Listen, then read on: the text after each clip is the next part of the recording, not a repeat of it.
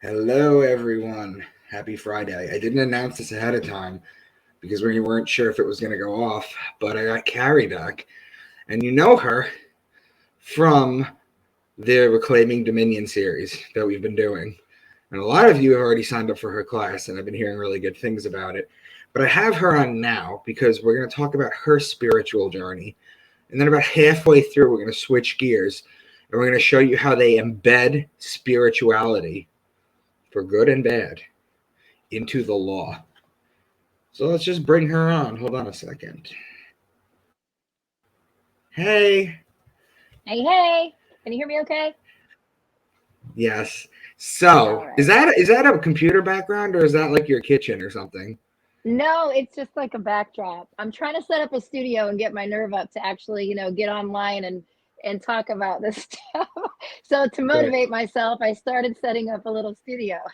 I don't think So anybody's you're pushing you as testing it hard as out. I am to get out there and put your shit out there. Yeah, it's definitely been, at me for a while. Do it, do it, do it. So Cool. So a lot of people have seen your work and it's mind blowing stuff. Um, I wanted you to go into your spiritual journey because I think everybody has a backstory. And to really just put it out there in front of strangers, especially people who I've cultivated so far who find listening to me interesting for some strange reason, um, and what I talk about. Um, I like to share people's stories. So I want to hear your story because we were talking, we text all the time. If I lived anywhere near you, we'd probably be best friends. Um, I agree. and I wanted you to share your story for the first half, and then we're going to go over some keywords and such, right? How they embed it into your work. So please, the floor is yours. Tell us your backstory. Tell us how you woke up from the Matrix, all the whole nine yards. Okie doke. So my story kind of doesn't have I had my 9/11 moment, right? It doesn't have that, but it does have these steps that were super spiritual in nature that really were pivotal, excuse me, points in my life. So I mentioned this on the last podcast a little bit that we did, or the non-podcast, sorry. That basically my family, my dad was very aware. My dad was an alcoholic, and I learned to read people very well because I had to know how he was when he came through the door that night. Yeah. And as a kid, it's a very impacting thing. And I didn't really have a lot of that, father figure growing up, what that whole picture looks like. My Mm-hmm. mom took me to church every Sunday. That was kind of our little escape. And so I did grow up in the church, and my mom played music, and that's, I had a little musical background there. And so essentially, like, kind of fast forwarding through, it was kind of a joke with me. Like, we didn't say, "Hey, how was your day?" We were talking about the Holy Grail book, or we were talking about, the How old Trilateral were Commission, you? right? Like, I mean, depending, like with my dad, I was pretty young. Depending on when my dad, could actually carry on those conversations. He was, he just struggled a lot, and he has a backstory too of why he turned, to alcohol to kind of get rid of all that. It had to do with This a really reminds me of the horrific story. accident. This reminds me of the story of the two sons. One grew up to be an alcoholic and one didn't. And when asked why, they both had the same answer. They said, I saw my parents. Yeah, yeah. And that's it. You take those things and you learn from them and you read them and you kind of go that way. Well, fast forward, my dad did stop drinking. Great story. He found Jesus and he changed his life. And so about the time that I was a teenager, he started really kind of talking to me about this stuff, and he was getting into books that were starting to talk about some conspiracy theories. And so by the time I'm old enough to start comprehending, he starts dropping little gems. And so, like I said, our conversations at dinner and stuff were a little different than most families. Right. But I was thankful for it. And he always encouraged me, like, don't take everything for face value, ask questions, And I was always that kid anyway. I was super inquisitive as a child. You know, I was constantly asking the why. I was that annoying kid that was like, why? Right. But that helps me, right? Those are all the stepping stones throughout your life. So my dad introduces me to this whole, you know, conspiracy theory world, which we, you know, later find out that most of that stuff is true and accurate later in life. And of course, my dad becomes kind of the guy in the family that his other brothers and sisters think is, you know, the crazy one. And don't text me that stuff. I don't want to hear it. So my dad starts to kind of isolate. So he and I actually bonded through that because we, you know how it is when you know things like this, there's not a lot of people you can talk to. Like in your Yeah. circle of friends right now, anybody that's listening, how many people can you actually have these conversations with? To me, those people have become my really good friends because Yeah. I we mean, can that's have that's these basically why I did conversations. what I did. It's because, you know, my sister doesn't talk to me. My dad thinks I'm crazy. I lost my best friend over this kind of stuff that I talk about.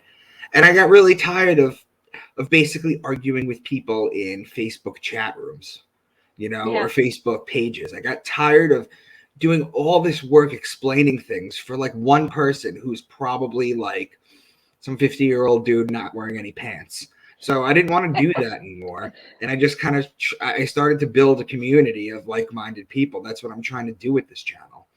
So yes, like we've become close, and I'll get into that later. What we're planning on doing, but yeah. So it's the kind of thing where your spiritual brethren are kind of scattered around the place, and you have to find them. Yeah, yeah. So my dad and I, you know, we kind of bonded over that. And then as I get older, I am diagnosed in, well, kind of like, I think I was like right going into college, somewhere around there. I was diagnosed with multiple sclerosis. And I wanted to be a doctor. So I'm in school, like on plans, track to go, you know, get myself out of this horrible childhood I had and grew up in the worst possible neighborhood. Like literally at one point we lived in the projects. So it was, you know, rough childhood, the whole story. But I'm thankful for all that because it makes me adapt easily. I can deal with, you know, and talk to and relate to so many different kinds of people. So I'm actually have gratitude for that. Because if I didn't, I wouldn't have a heart, you know, for a lot of the things that are going on. I probably might be a Well, little let more me ask callous to you: the world. do you love who you are right now? I do, yes. But it took part of this journey, Right. getting sick, Because this going is through I have everything. I have a tattoo that says "Live with no regrets," and I know people are like, "Regrets? Is not that like?" But no, because like every little thing that you've been exposed to, everything has made you who you are now. And if you can control your thoughts and you love who you are, then you have to love your past too. Yeah. You gotta love it all. You gotta take it all. And like I always say, everything is either a stepping stone or stumbling block for me. And I'm like, okay, I stumbled here, but you know, I figured out a way to get to the next stepping stone from there. But everything like lined up, this whole journey just lined up and it actually created a really beautiful experience. And so after I was diagnosed with MS, after you know a few years, it got so bad I couldn't continue with school. I was having trouble concentrating and starting to get the shakes and starting to go through you know the swings that you go through. And then something even worse happened. So you know after that, I kind of find my Can I career ask way. you a Well, I question? can't be a doctor. Yeah. When you were, what led them to diagnose you with MS? Did you lose vision in one eye? Oh yeah, I had a lot of, well, I didn't completely lose it, but I just had, you know, a lot of symptoms that I couldn't figure out what was wrong. And I mean, they couldn't figure out for a long time. I think it took probably 2 years to figure it out because I was young. And so they don't, you know, you don't typically see it, you know, in late teen to early 20s Right. um, age. So they really couldn't figure it out. But I'm, you know, I'm ready to pass out all the time. Like I just had all these weird things happening. Shaky, you know, disorientation, like a lot of just really weird things. I couldn't figure out Gotcha. what it was. So, you know, fast forward and now I'm, you know, 8, 9 years later, I get diagnosed with cancer. I'm like, really, really, like, really, like he couldn't, already just gave me that alcoholic father, abusive stepfather, like the whole, like, you know, growing up in the hood, like you can't get any worse. I'm like, all right, this is just what's coming along next, you know? And it was so funny when the doctor told me that. the very first thing out of my mouth was, well, how do I cure it? Like, how do I, I didn't cry. I didn't get all emotional about it. I was just like, well, okay, how do we cure it? So of course, coming through, wanting to be a doctor and seeing all the propaganda and Bayer written on every pen and Pfizer on every notepad they give you in school. Again, my dad woke me to all this. So I was already kind of like, do I really want to be a doctor? Like be subject to all this. So I had already kind of been in that mindset. But the great thing was having that background in studying all those things in Gray's Anatomy and molecular structure. Guess what? I decided to try and self-heal, and learn, how do I rebuild this healthy cell? So I went on this whole mission of like, how do cells get split, and how can I make them healthy, which is from the molecular level. That got me into frequencies, understanding, natural healing, and then using the herbs. I'm Native American, so that just kind of came hand in hand. Well, my mom is of making an herb to figure out what the ailment is and seeing if that herb works. So this is where the turn comes for me. So I had never had the 9/11 wake up moment. The world is not what it seems, right? Because I had kind of been slowly groomed for that. But the spiritual side, again, just went to church, before. The spiritual side came when I decided to try and cure myself naturally. This is the turning point, because when I met with the woman who coached me through like the dietary and nutrition side, she basically not only educated me on food and all this stuff that I really shouldn't eat, but she said, you're probably gonna hate my guts, but this is gonna be like a dietary boot camp. And the first thing we're gonna do is you're gonna fast for 2 weeks with water only. If you've never fasted for 12 to 14 days before, let me tell you, you will have every symptom known to man. And I'm prone to migraines, so I was just sick as a dog. The crazy thing is, I happened to stumble upon the Essene Gospel of Peace at that time, which is all about this.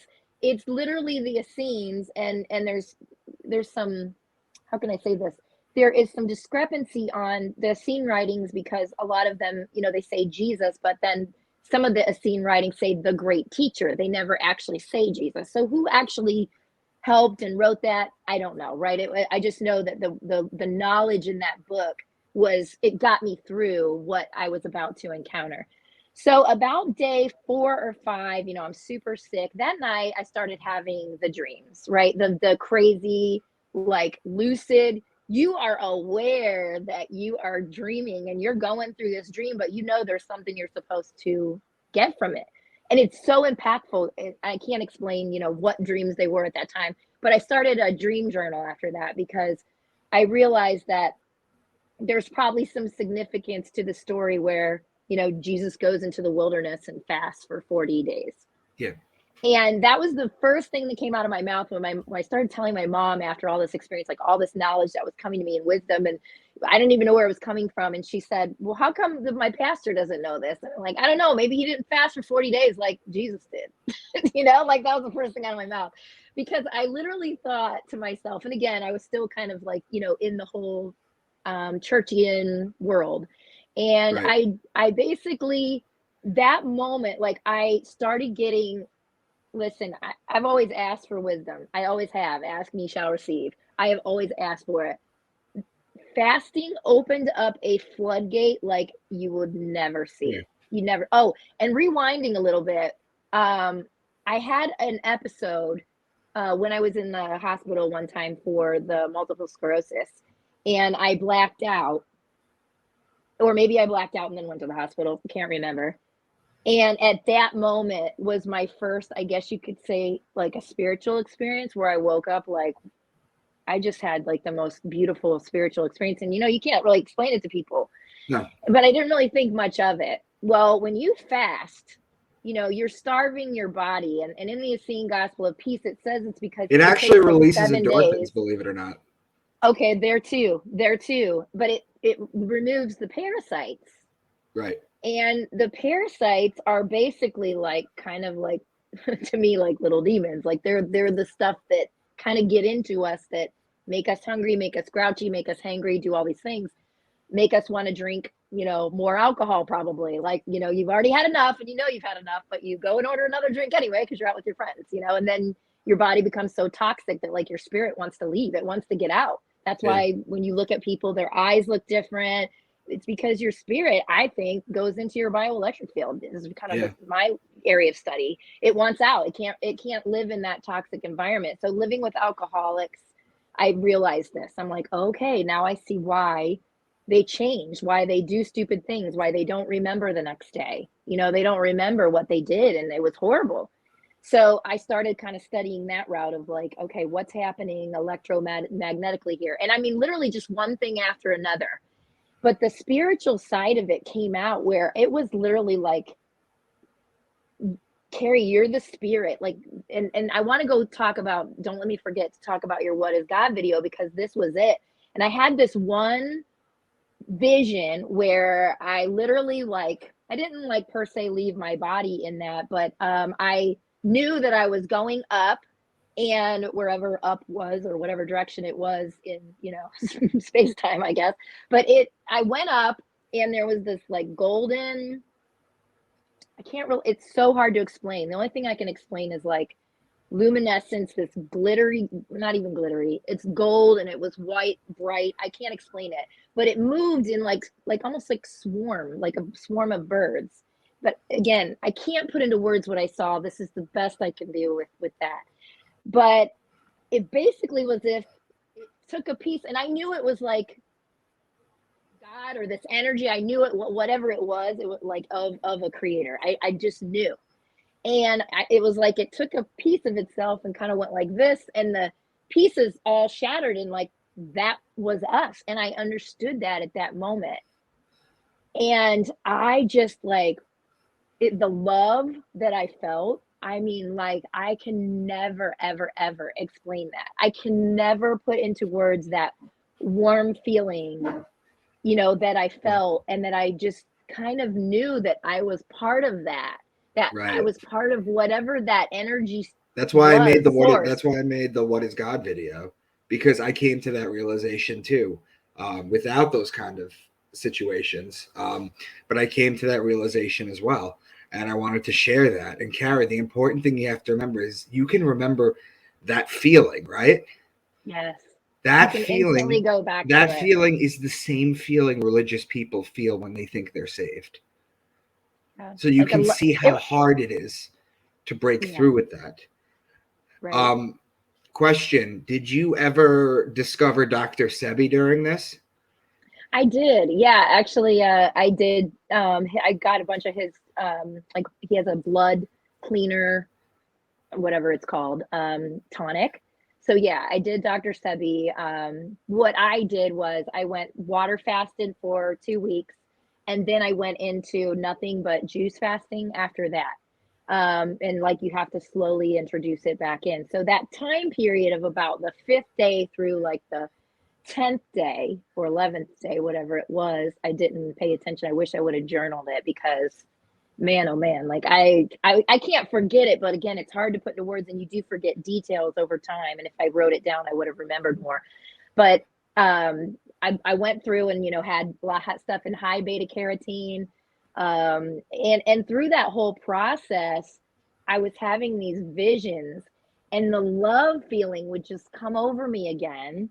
And that love feeling, after this whole time period, I'll move into the next phase where the love started to rise in my body. Let's say that, and I'll go there in a second. But essentially, my point is, when we clean ourselves out, and we actually, who you are in your heart, you have a good heart, you're a good, spiritual being. Essentially, you're not out, doing whatever it is you do in the world that's deemed as not good.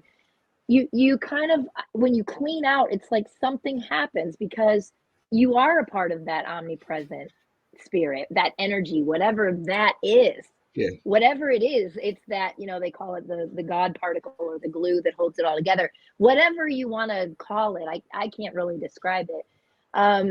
That it just when you're cleaning out, it's like you open up all of the, and I didn't even know what a chakra was before that. I did sort of, because we had talked about them in anatomy classes. Believe it or not, that's actually in old Grey's Anatomy's books, is the energy centers. Yeah. So when people, like my dad was like, oh, chakras, that's new age. I was like, here, Dad, there it is, Grey's Anatomy. Tell me it's new age, whatever. So it's like we open up that energy flow that, people call it the chi, the life force, whatever. They call it these things because that's what it is. Like, you feel it. And that love is like of something extraordinary. But now you realize it's in you, and it changed my whole life.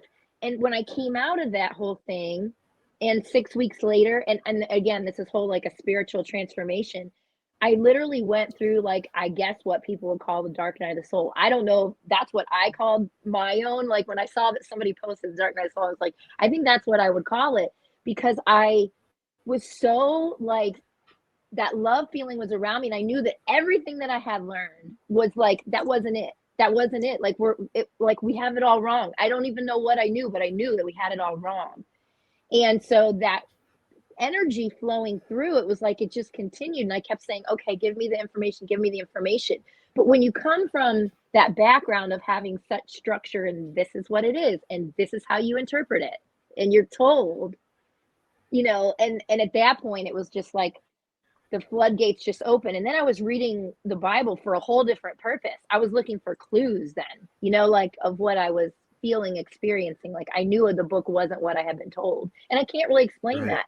But I kept asking for more knowledge every day. I'd be like, okay, give me more wisdom. Like, I want to know more, please give it to me more.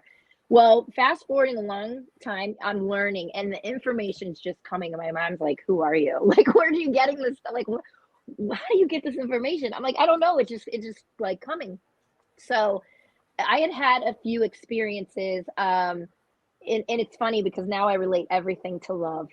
But I had this experience where I connected with my college sweetheart, and who, reconnected, and I was feeling that like giddy feeling again. He was like my first true love.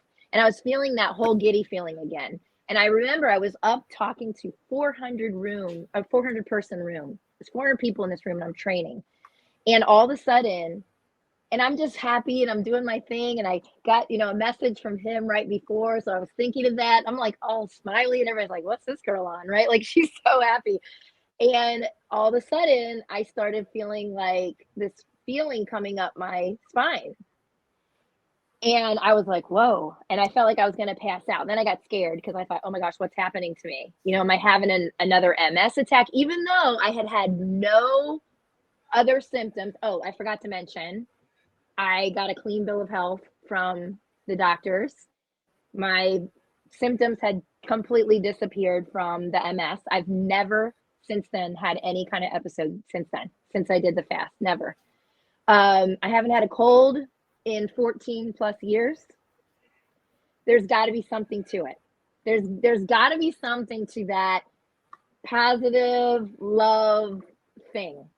I never obviously took the injectable. I was around people constantly. I don't get sick. I never get sick. And so I'm like, there's okay, something this is... to so you've heard of breatharians, right? Mm-hmm. Yeah, that's that. Do you think there's something we to intake that? more energy from the air. Yeah, we actually intake more energy from air than we do from food. Because and this is the other weird thing, and this is where I get starting to sound a little like, oh my gosh, what, it's kind of crazy. But ever since that experience, if I focus in, I can see air. I can see air. Like, I can't explain it. It's just or I can see the energy in the air. Let's say that. And it's like a current. And it goes in all different directions. And if I focus in on it, I can see it now. And that energy is what we are intaking all day. That's why when you're like kind of in like this mode, you start to feel tired, right? Because you're not intaking that oxygen, and that oxygen is circulating through your blood. It's the life force. It's carrying that blood. So the energy that we intake from the air is key. And that's why, like when they say when you have an anxiety attack or a panic attack, or you're feeling nervous, stop the fight or flight mode by taking deep breaths. Wim Hof teaches that. If you're familiar with him, he's the guy that plunges in the ice. He's got a really, crazy story too, when his wife passed away. And that's it. You're stopping that fight or flight mode. Your body knows, it's like, okay, breathe, and the air intake is everything. It oxygenates the blood. That blood flow through increases the circulation. That helps generate new cell growth. Like, it's all related. It's all related. Right. And so But that you moment. mentioned, no, sorry, go on. That's okay. Go ahead. I was going to say, you mentioned my What is God video before. Was there something that you were going to Yes. tie into that? Or? Yes. First of all, please watch it if you haven't. Go back and watch that video, because Micah ties in the actual verses. And when I saw that, I was like, and it was so funny because, he was like, hey, what do you think about this? And I was like, oh my gosh, how did I miss this video? Yes. Yeah. Like, that's it. It's omnipresent. It's within all of us. And that's what the little golden bright lights were like. And it's God, creator, source of energy. I get why people call it source now after I had that vision. Which of course upset my dad. You can't say source. That's new agey. You can't. I'm like, Dad, it's all related. And I could never, kind of get him past that point. He kind of stayed locked into where he was, unfortunately. And that divided us on, kind of where we're at now as far as the knowledge. But that's okay, right? We're all on our own path. We're all in our own journey. And as he's getting older and he's losing his memory a little bit now, that's his path. That's his journey for that. So he's not remembering all the stuff we've talked about. But that omnipresence that is within us, literally, like, everyone I see, even when, they make me mad, like, I stop literally and remind myself, we are all bits and pieces of that. And it literally is like this source / energy / God / creator. It's all of those things, to me anyway, that basically it's experiencing itself, because I really didn't get like a male or female. It was like all encompassing, I guess. It's both. Yeah. And the Eastern religions, right, they were more the feminine side. So it's kind of interesting there how the Western is more masculine and the Eastern was more feminine. But that literally, like, I literally, when I'm upset with someone or someone does something like totally stupid, I'm just like, okay, remember, they're a piece of that. It's like, the creator experiencing itself on all different levels. So when you mentioned in your video about, then you have to take the bad with the good, it's all there. So, maybe the creator's experiencing itself as the worst human on the planet on some of these. And, we don't know, like, we'll never know probably. But that video was so key. And that's the turning point that kind of makes you realize who you really are, right? That you're this spirit inside of this, meat suit avatar body, which is amazing. It's miraculous. But when you take that piece of it and then you start applying that to literally everything, like, things change. That's why I say, like, I don't take this stuff so seriously anymore. I'm like, I think we're in a program of a program of a program, most likely. And so we're just experiencing this creator in this particular, form. But let's move forward and say, are we not going to do that again? What if they have the metaverse with AI? Now you can develop your own character as its own business and has its own employees, and it's taking care of business there. And now they look at us like the creator, right? Maybe it goes on infinitely. Who knows? Yeah. That's what we're out in the there age of Aquarius. Absolutely. Yeah. Okay. And so, it was so, go ahead. Sorry. No. Please finish up, because I want to switch angles on this. Yeah. So, well, that was kind of where I went with it, which is that is the piece of it. And once you have that, I mean, first of all, I don't know. I just say I'm genuinely happier that all that happened, because if I hadn't gotten sick and had, like, the mindset that I was going to be fine and that I was going to get through all this, and I hadn't gone through all of the food stuffs, I wouldn't have explored, more of the natural medicine side. And now I help, friends and family on the side with healing with frequencies. I have a device where, if you have an ailment, I'm like, hey, send me your birth date, your place where you were born, and your photo, which carries your bioelectric mathematics of the universe based on Tesla's technology. And I can literally send you vital nutrients that you need, frequencies to help, heart, lungs, organs, whatever it is, skin, scar tissue, psyche, mental, depression. It's amazing. If you guys haven't heard of it, it's called a Healy. It's kind of off of Wilhelm Reich and Reich technology, but it's a little more advanced because it'll actually tell you kind of a little more in depth what's going on. But again, if I hadn't gotten sick, I would have never know all that, and I wouldn't have been able to help the people that I help on the side. Again, most are just friends and family and people that know that I have. You're the kind of person. You're a very rare type, Kary. You're the kind of person where something unexpected happens to you, and you master the new subject. Like, you have such inner drive to focus yourself to just see a new problem and just envelop yourself in it more than anyone I think I know personally, and just own it. Honestly, it's like I love the wisdom. I'm always wanting to further my wisdom. I mean, we only have so much time here, right? So I feel like, wow, and I literally asked for that. I'm like, okay, well, how come, Ptolemy and Planck and, Nassim Haramein and all these people, they have all this information in their heads. I want that. Like, I desire that. And let me tell you, you clean out and you ask for it, it'll come, but you better be prepared. Yeah. Which again, that kind of led to the, the rising of, I know you've talked about, or at least I've seen bits and pieces of you talking about like actually conserving ejaculation sperm to help raise the energy. Yeah, see, that doesn't work with women though. That doesn't work with women. Women can do whatever they want, because an orgasm doesn't drain a woman. It actually, like, it's like feeding cocaine to a bear, basically. It's a great analogy. It doesn't apply to women. It only applies to men. It's not the same for sure. But anyway, out of love, I started having some experiences. Now, I've never had, and I didn't know what it was. I mean, I went like probably 2 years trying to figure out what was wrong with me. I thought I was having some kind of weird episode again, but it was weird. I knew I wasn't, because it was always when I was like in like happy love, like I'm like, giddy. And so I, like, stars kind of, aligned. A friend of mine said, you got to meet my friend Jan Kasparik. He's a artist, and he talks about a lot of the same stuff you talk about. I was like, really? But I'm not going to reach out on Facebook to like some random person. Like, I don't know if they're married, or I don't want to come across like I'm trying to meet up, hook up, but that was not my intent. So I never reached out to the guy. Long story short, about 2 years later, we end up at the same conference in Mexico. And not only do I get to meet him, because my buddy's like, you're not going to believe this, you and Jan are going to the same conference. And then I reached out and I said, hey, I'm going to this conference. I'm a friend of, my friend Brian.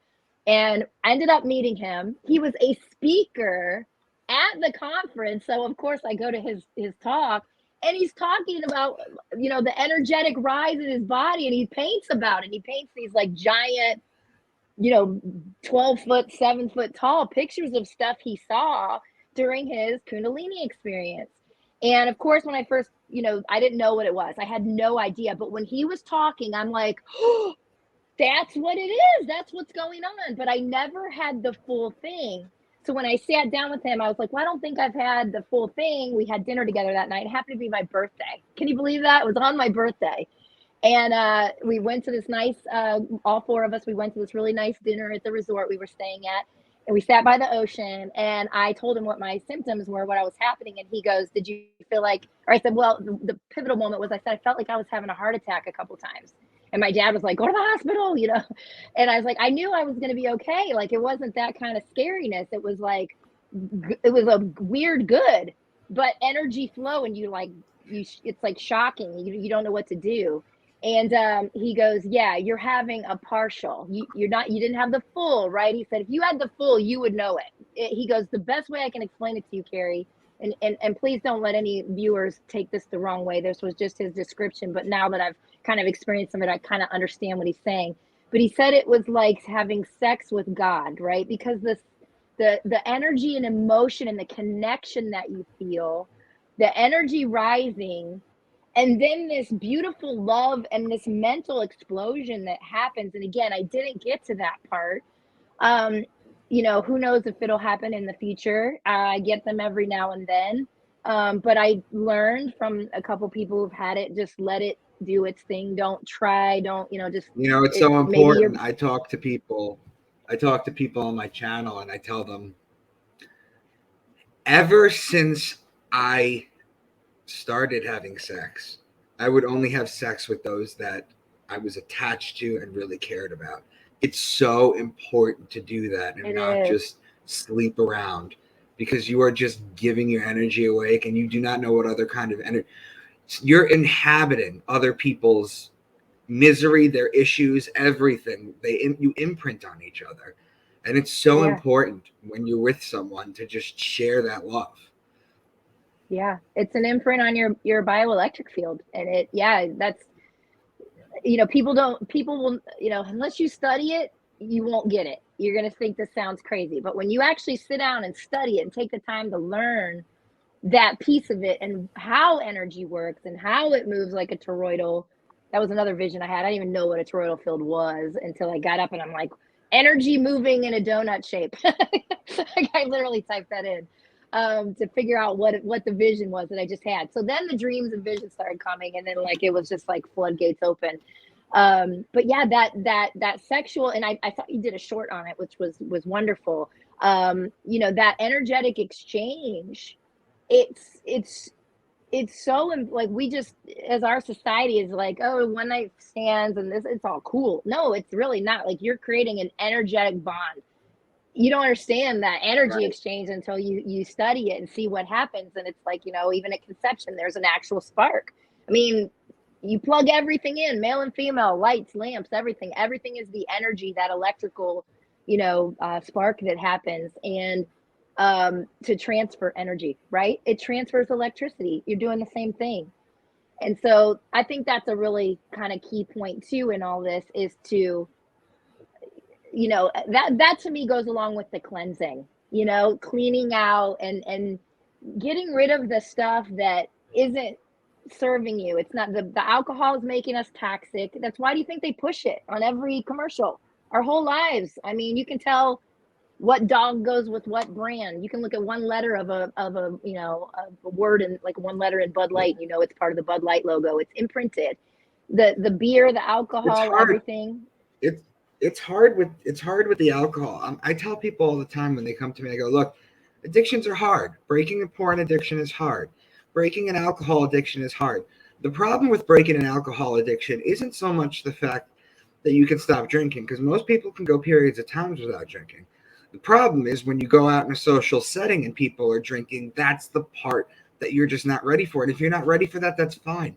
Take a few months, stay in your house, and just don't drink, and then just build that up, and then eventually you'll be strong enough to go out into scenarios. Yeah, yeah. And I started kind of doing more of the, like the little mocktail thing. That was kind of how I did it. Because it was hard for me too, because you're just used to it, right?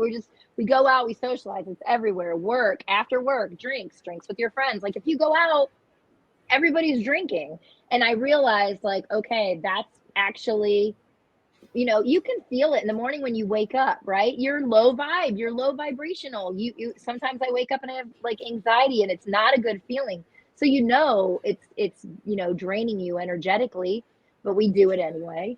But that's one of the things I think that helps, that helped me anyway, is just cleaning out, trying as best I can to abstain from the things like that. And I don't do it all the time. Absolutely not. I'm not perfect. I'll have a drink. I had a drink, last night with my friends, but I definitely don't do it like I used to. Now it's kind of like a special thing where I'll go, and I'll have a, seltzer water with a splash of crayon and a lime. That's my little mocktail, my go-to. Yeah. So I'm still out, I'm socializing, but I'm not, lowering my vibe for the following day, so I can get up and be the best version of me that I can be. So let's shift gears now to how this Let's transfers go into into. the spirituality as far as law terms, things that you've brought up. Yeah. I don't really know where to start off with this, so I'm just going to let you talk, girl. So the biggest thing, and this was, you know, I know you've had Brian Parker on your show, and if you guys liked his work as well, he and I agree 100% Emailed me. on He's this. going to come. Yeah, yeah, that's wonderful. Brian, you know, and I kind of, we were on similar paths where, you know, you have this, again, you have all these like, you know, aha moments or awakening moments, and you start saying, hey, you know, the law is taking advantage of us. And Mike and I did another video where I kind of tell that whole story of how it translated into my tax story, and how we're not obligated to these things. But the I'm going to fast forward to the kind of end of it, is that once you know that you are that spiritual being, and you realize that no man is above another man, as it is mentioned throughout the law of nations, which is like what international law is based on. This is kind of how I've reverse engineered everything. In the elite world, they trust each other, right?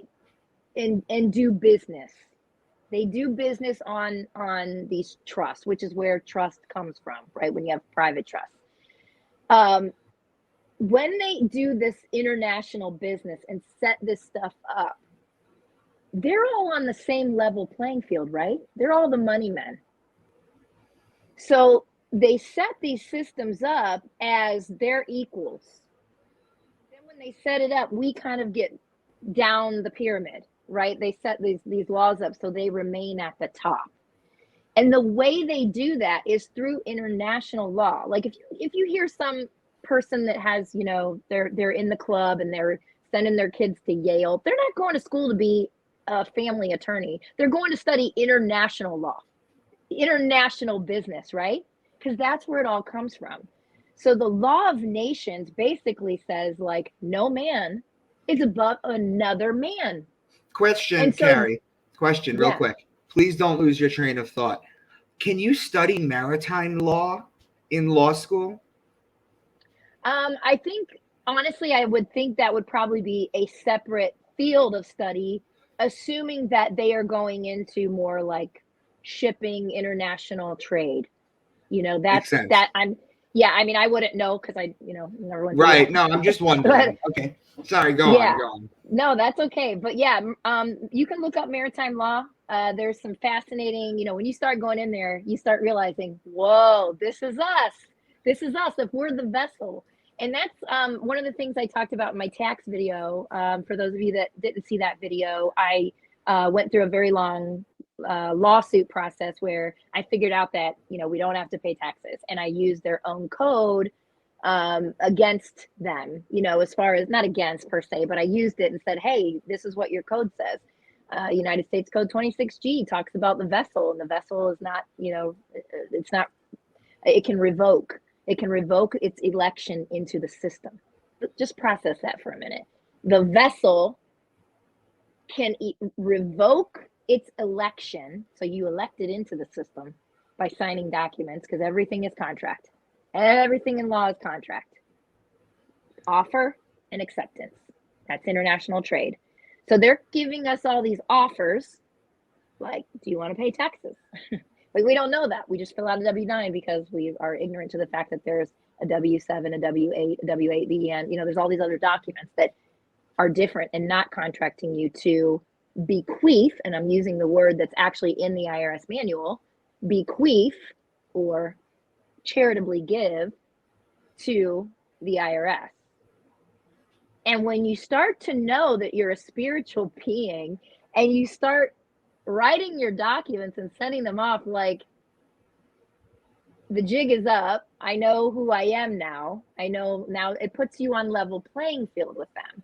So you're not beneath them on the pyramid anymore. You're now where they are.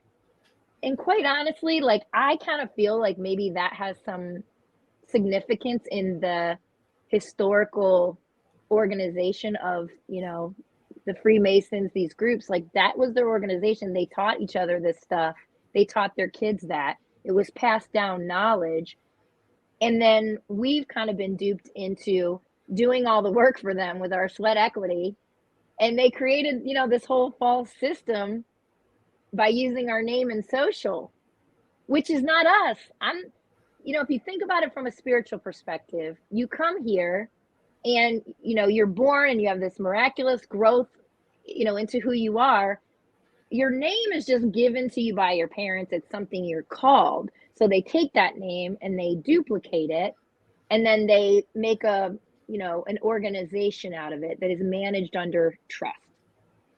So that's why I started reverse engineering everything and moving into the world of trust, which it is a contract. But if you go back to the spiritual side, the first, contracts that were mentioned were covenants or trust. They're all the same thing. And it was, God giving man dominion over the earth and the animals, right? Like that's what the story tells us. Right. So the first thing is the covenant, it's the trust. So when you start relating everything back to the Bible, you start to realize that the Bible is actually, it's another layer. Like you say, it's a living document. I loved what you said. That I love that. I'm going to steal that if you don't mind. Please, girl, because do it. It is. It's one. It is a living document. Right. And so now, even though I realize that the indoctrination that we go through in the churches is incorrect, I still use it as a tool because it's going to tell me how to get out of what they're doing, because it's like the manual to me now. It talks about maritime law. It talks about merchantry. In Revelation, they're on the sea and they see the great city go up in smoke, and all the merchants are crying and sad. Everything's about merchantry. Mary. It's all related. Yeah, all the virgins, all the mothers start with an M. Right. In Virgo. And like we say, Virgin Mary is an M with a Jesus fish attached to it. It's all there. Yeah.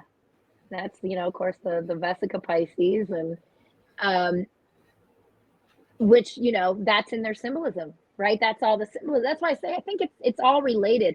I don't necessarily know that the origins of the societies, like a lot of people have a negative connotation towards them, right? Like even, my dad, it's bad. I'm like, I don't know that it, like, and especially getting to know you, and like I'd love to interview you because I know I have a lot of questions that I know a lot of people out there have. So we're gonna flip this script one day.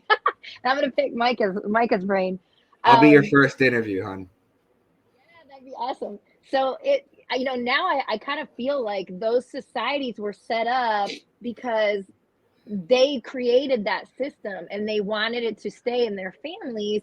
And they looked at anybody who wasn't, in that as like, well, they're going to be working for you because they don't have this knowledge. They're not in the inner circle who set it up. And I'll give you a prime example of that, which is the Constitution. The Constitution at the beginning, the Constitution is a trust indenture, by the way. Okay. And an indenture is the bylaws of something. So a Constitution is basically just the bylaws of the country, the government, and its job description. Okay. So that's right. The way we need to be thinking. You are not a party to it. You don't have constitutional rights. It wasn't written for you. Read the preamble. It says for ourselves and our posterity, which if you look posterity up in the early 1700s and 1800s dictionaries, it's basically, doesn't say bloodline. I don't remember the word it used, but it's basically bloodline. So they're setting it up for themselves and their family. What do we do with trust? What do we do when you set up a private trust? You set it up for yourselves and your beneficiaries. So there's no difference in what we do with what they do. They just did it on a different level in order to gain industry. So there's a lot of really, really cool history. And this is some of the stuff I want to go into on my channel that I'm going to do. Is the history of. Question for you. What are some key words that you can point to that have both a spiritual meaning and an in-law meaning? If you could think of any. Oh, my. Gosh, I probably should have prepared for that one a little better. Like, let's see. Well, there's a lot like on the last show, one of them that just off the top of my head is like person, right? And person can, we think it's us or I, and then the actual definition is like a monster, which actually relates to the birth, the maritime, which goes back to, you must be born again kind of thing. Like it's all related. I'm trying to think of anything like specific, a better example. I might have to. Yeah, every time they ask you if you're a citizen, if you're a person, look up these two words in law dictionaries. wait till you find out what they mean. Because Yeah. every job application says, are you a citizen? And if you only knew what you were agreeing to. Well, let me ask you this.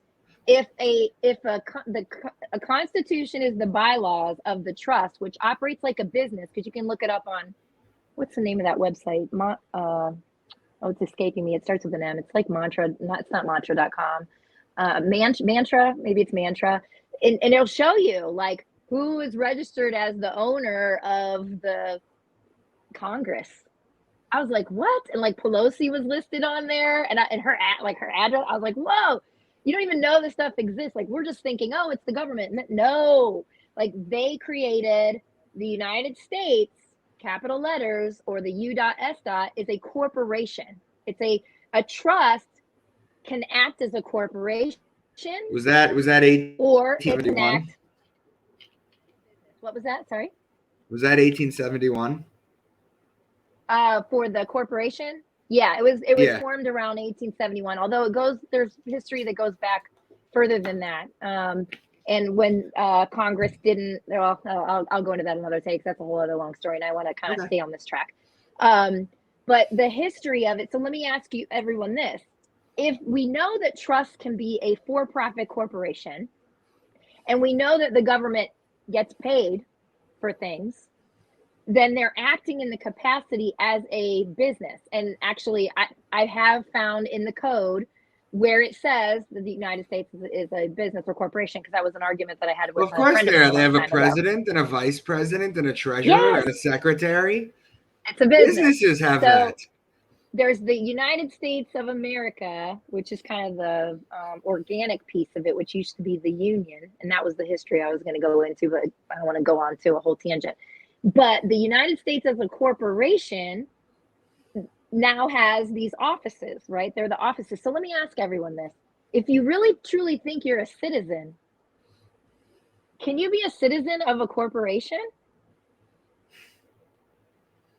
So that was my first aha moment. Then I looked up citizen in Latin and citus, it's really citus in Latin, but citus, they use everything phonetically to trick us, by the way. The phonetics, and that's a word that sounds like sitis would be the same as citiz. That's phonetics. So if it's spelled one way or you hear it, again, the word is the power, right? The speaking, because that's how everything was supposedly created, which is all sound and frequency. So the word is situs in. Situs means where a property sits. So situs in of the United States, or citizen, is situs, the property's jurisdiction under the United States, which is a corporation. So how can you be one? That was my question. So again, let's go back and reverse engineer that. Everything's about reverse engineering it. How can I be a citizen of a corporation? So then I started going into how they structured it. And again, that kind of leads into my tax story. I'd love for you guys to watch that video as well if you haven't seen it. And they basically took our name and our social, well, they took the name that our parents gave us. Our parent registers it away off to the government, and it becomes property of the king, because everything goes through London, at the end of the day, because that's the financial, as we know, the financial capital of everything. So they've taken that name and they basically made it a business entity under the trust so that it can make profit too. So the logic is there. Like once you understand what they did, you understand why it was done, because it's business. It's how they structured it. So they take this business known as Kary Adams, social security number, blah, blah, blah, and they make this paper version of it. The problem is we all think that's us, right? Kary Adams, are you here? Present, Mrs. Smith, right? Like you're indoctrinated to say that's your name when you're really not. You're really that spirit. You're really the spirit. So once you realize this, then you can actually use that in writing your documents, because again, the law of nations, which governs everything at the end of the day, because the little trusts are kind of under the whole global, So if you think the one world order is coming, I got news for you. It's been here a long, long time.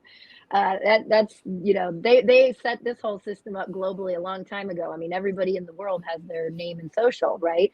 So you're not the name, you're actually the spirit, and you can change your name. And did you know you don't have to make a formal legal name? You can use whatever name you want. That's the kind of crazy part of it, because you have that power. You actually have the same power that they have, but they're not going to tell you that because they want you to go to work and make the money so that they can stay in the control factor. Let me ask you a question, Kary. Mm-hmm. Perhaps you know the answer to this. You know the American flag with the gold trim? Yeah. Is that the flag of the corporation? Yes. That's the flag of basically like the court systems where because all courts are administrative. All courts are administrative. Well, they're ecclesiastical too, but they are administrative, yeah. Yeah, because they all come from the canon law, the Roman law passed down. But remember, Rome had to do business and they had to ship, right? Shipping. So everything is shipping, trafficking. If you start to put the words together, you'll notice that everything has to do with shipping. Everything, shipping. It's all maritime. That's where it all stems down from.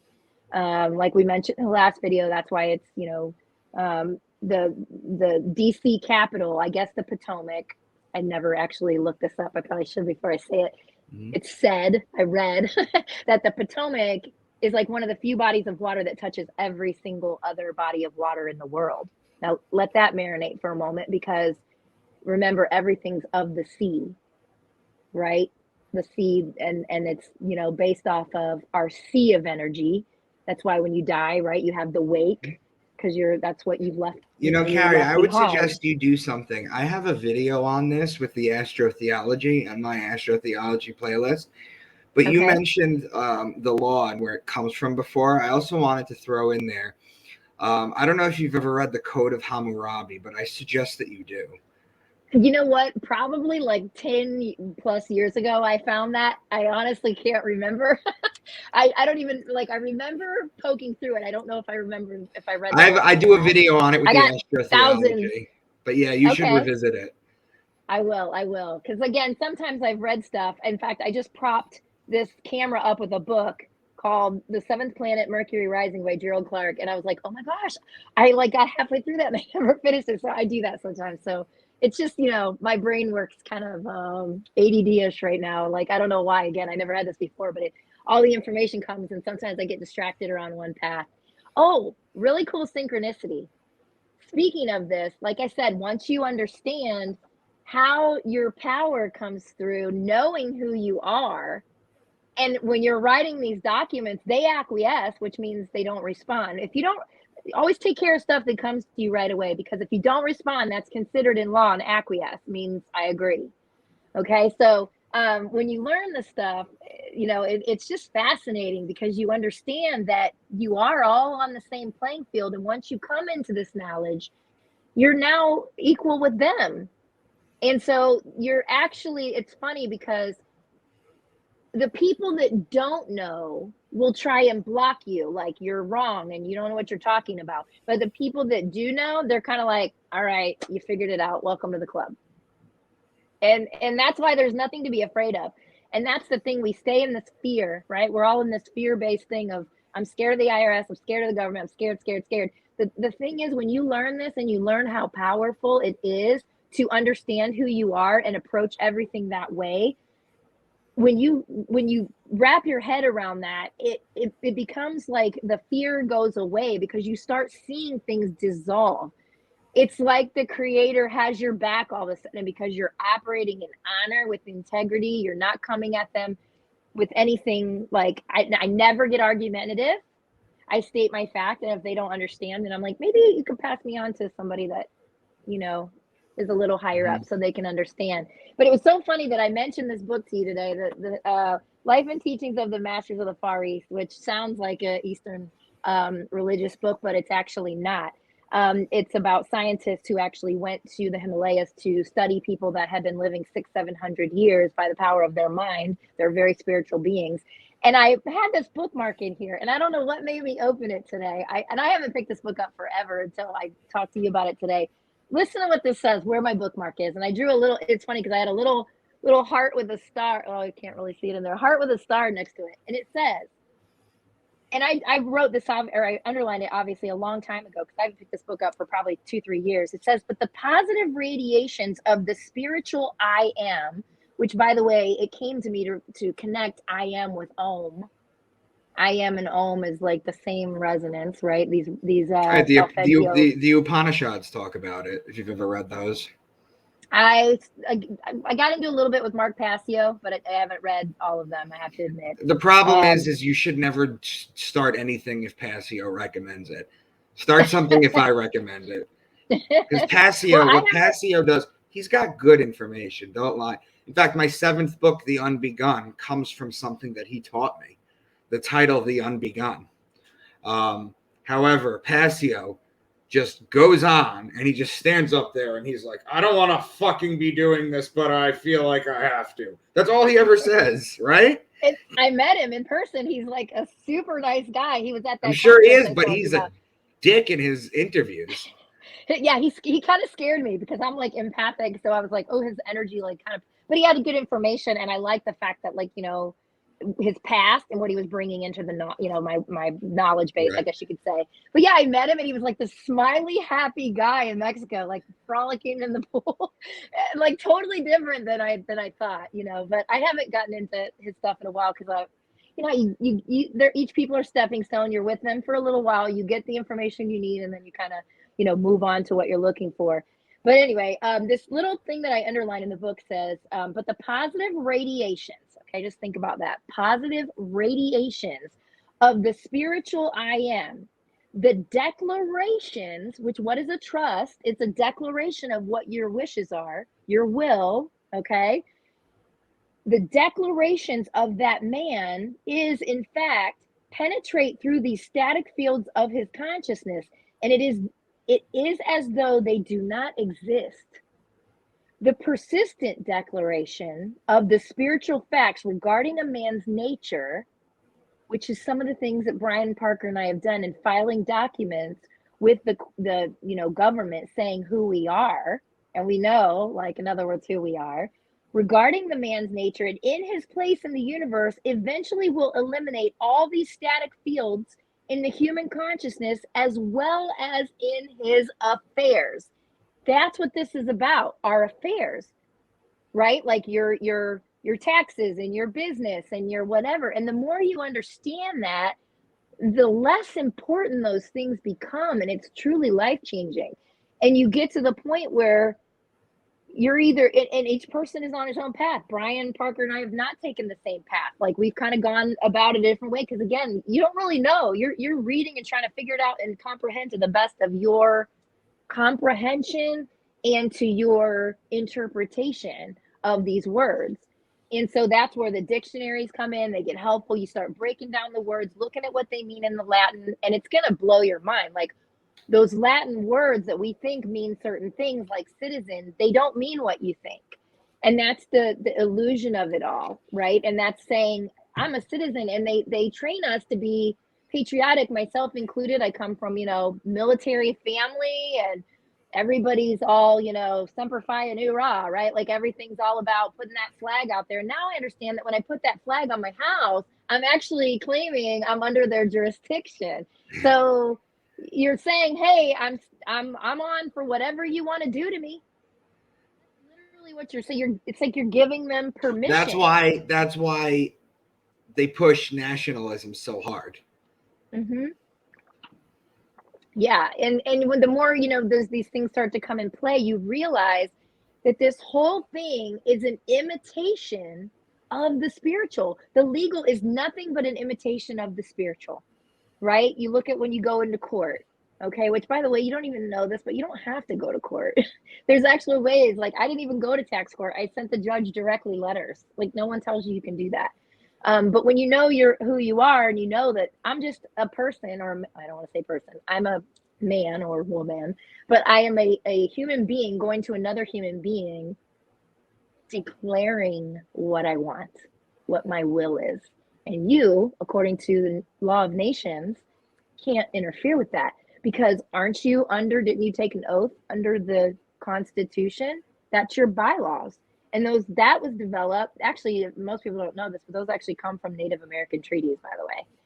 So they're not original to the United States. And then those all stem from the directive of the Law of Nations, which again talks about the equality. And we're all just trusting each other to do these business affairs.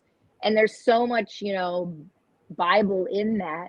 So it's giving us those moral principles to act in honor in the business and trade.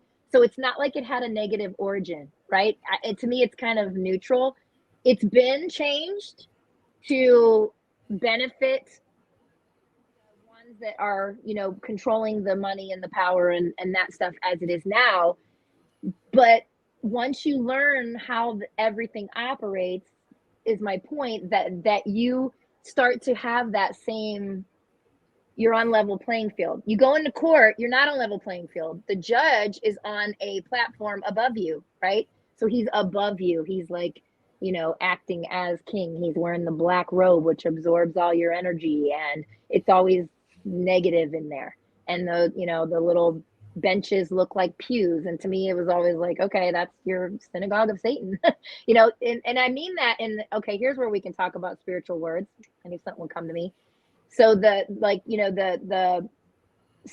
we call it the Satan in the religious side, which is actually, as you know, in the Hebrew, the Hasatan, or the adversary. So that name and social become that adversary for you, because it's constantly working against you, because it's on the death side. It's on the debt note side. Actually, it's even more than that. If you're talking about in court with the priest, I mean, not the priest. Well, yeah, he's the priest. He's in his flock. He's in his black robe of Saturn.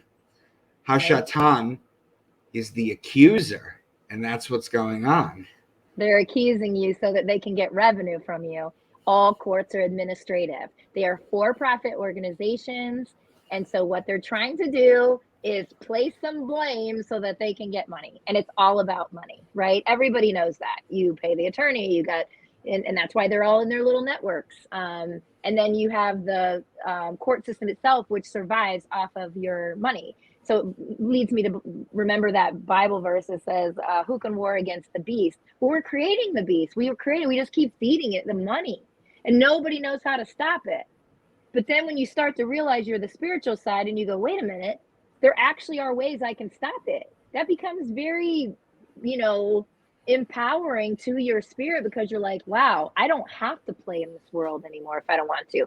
So people like Brian Parker are choosing not at all to participate. I'm still participating to the effect of, I have a business and I'm trying to get myself kind of completely out of that business and be self-sustaining.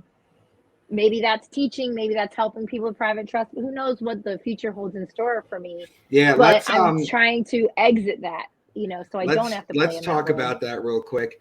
Give a quick rundown. Well, actually, no, you don't have to do that, guys. I've done three, because you were on with Brian once, and we did 2 Reclaiming Dominion videos. So this is your 4th time. So, guys, watch the first 2 videos in my YouTube. If you're watching this, go to the playlists, click on the interviews, scroll down to Micah and Kary's Reclaiming Dominion. If you want to see how she helps you get out of the tax burden, the tax hellhole, and all that stuff. She runs a class. The last time we had these videos up, a bunch of people ordered it. So if you want to just pitch your stuff, let everyone know where to find you, so I can get this up right away. Sure. Yeah. Right now the website is truthtalk.live, and we have the class up there. We discounted it for all of Micah's viewers just to kind of get people, and it's cheap. It's $40. And if you don't have the money, send me an email, please. Okay. I don't want that to stop people. It's just a way for me to help support the website and the plans that we have, because we are now learning how to actually make the IRS work for us. And you're seeing evidences of that. Watch the news, because there's a lot of audits going on right now. So there's a lot of delays with the IRS because they are stacked up in audits. Because we're reading the United States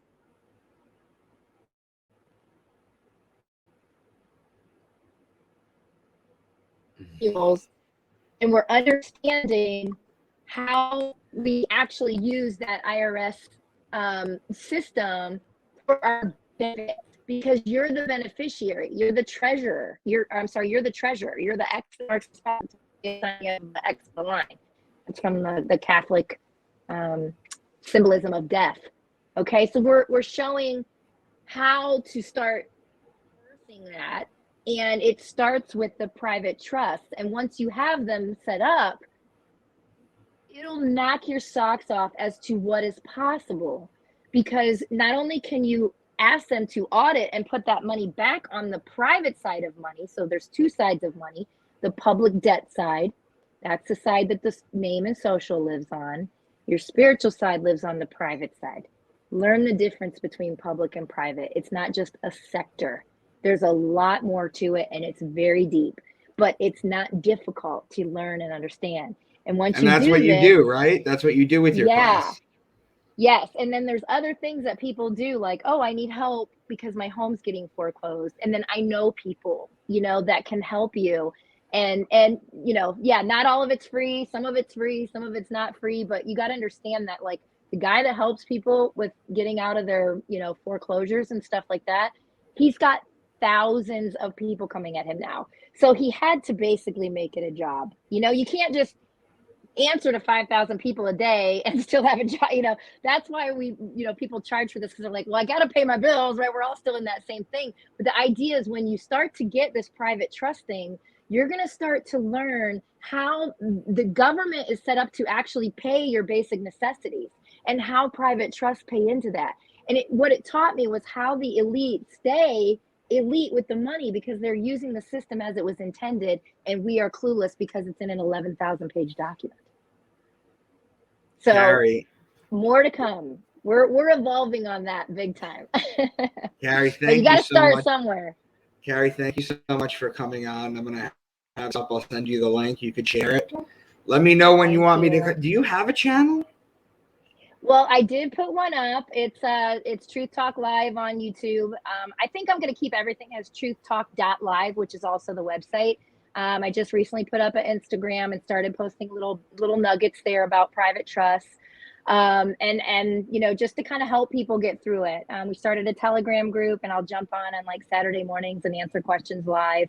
We get on, the little video chat, and I'll answer questions from 8 to 10 or 8 to 9:30 in the Saturday mornings. Just to help people get started. It's not a scary world, guys. It's not. Once you learn it, you're like, oh my gosh, like, I can't believe we've been operating as we have, struggling like we have been. We don't need to. Let me know when you want me to come on your channel. Yay, thanks. We'll be in touch. I'm sure we're going to talk a million times. So, Kary, thank you. I'm going to put this up. Much love to you. Much love to everyone watching. Thank you. Much love to you, girl. I'll talk to you soon. All right. Good night, everybody. Night.